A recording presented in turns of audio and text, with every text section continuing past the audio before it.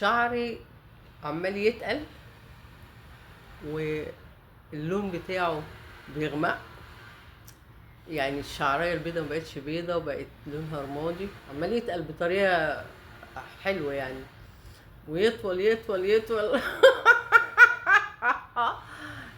حلو قوي لما يبقى عندي 66 سنة وشعري طويل كده. ايه ده كمان بيبي هير. بيبي هير يا جدعان، عندي بيبي هير، ما عنديش تسبغات.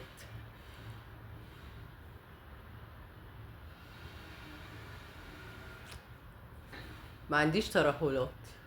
اهو وزني 56 كيلو، لسه وزناه من كام يوم، لكن وشي ممتلئ قمر. ايه الجمال ده، بيت عشت. آي. الشيخ وسيم كان بيلعب رياضة، وكان ملتزم دينيا، اكيد كان بيصوم صيام اسلامي، وبياكل اكل صحي، ومع ذلك جاله سرطان، ومن اشرس انواع السرطان، مع اني ما بقتنعش بالتسميات دي، بس اللي هو سراكوما، ربنا يشفيه ويعافيه. فنشوف الست دي، مع احترامي ليكي، بعتيلي صورة وكتبتيلي تعليقات كتير، والصورة حد بيعمل كده. معناها ايه؟ المهم، خلينا نفيد الناس. انت عديتي كام حاجة. التدخين هذا اكبر بلاء، اوكي اورايت، للبشرية، وهي دي اكبر مسبب للسرطانات. حلو. والاكل، الشيخ وسيم ما كانش بيشرب سجاير او شيشة. والاكل المعدل الوراثي، كل الاكل اللي على وجه الارض، مش هقول كله بالظبط، لكن حوالي 99% معدل وراثيا لعبوا فيه، مع حاجات ما يعرفوش يجوا جنبها، زي الجميز، زي النبق، زي الرمان تقريبا، كده. آه، وفي بعض حاجات تانية بس بسيطة قوي، بالجينات والشفاء، كله. الحزن والمشاعر المكبوتة لا يسبب سرطان، إنما يسبب أمراض زي الاكتئاب، القولون، أمراض حساسية بالجلد، السكر، والتعليق طويل. طب وانتي مستنية ايه؟ يعني الحزن بيسبب كل ده. أنا عن تجربة جربتها، وأنا بعمل صيام متقطع، وكنت بقى ورعيت، مرضت وضغط ويتي، وحصلت لي وفقدت حاسة التذوق، وي وسنتي دي مزيفة، دي وقعت، عملت غيرها، اضطريت يعني. فلما نكتب تعليق لازم نفيد الناس، وانا لما اعمل فيديو لازم افيد الناس، لان الهدف الاساسي ان احنا نفيد الناس.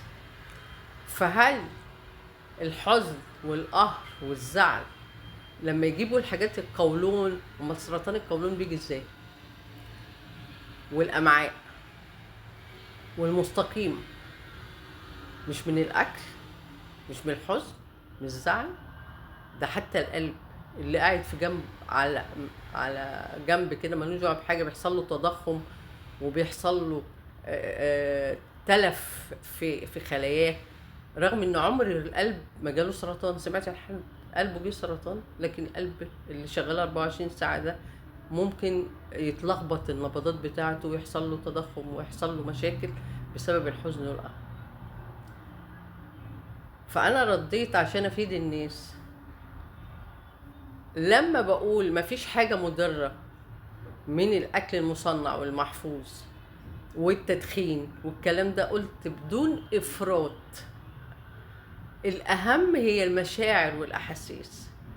أيا ما بتشوفيش بعينيكي ناس عندهم 70 و80 و90 سنة بيدخنوا أو بياكلوا، ده بتاع التيشي اللي هو المعلم بيب بتاع الصين، عاش حاجه و80 سنه، وكان بيقعد يدرب العيال وهو حاطط رجل على رجل وماسك السيجاره. انا ما بقولش الناس اشربوا سجاير او كلوا كل حاجه، كل حاجه نفسنا فيها ممكن ناكلها بدون افراط. لاحظت في تعليقات كتير ان الناس كتير بتشرب سجاير، وبيقولوا لي تعمل ايه.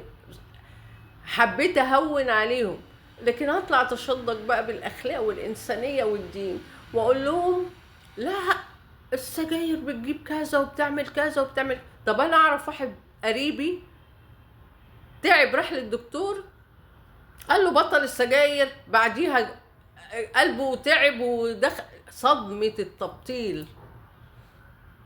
في حاجة اسمها صدمة الجسم ساعات ما بيتوقعهاش، فممكن القلب يقف، ممكن القلب يبوظ.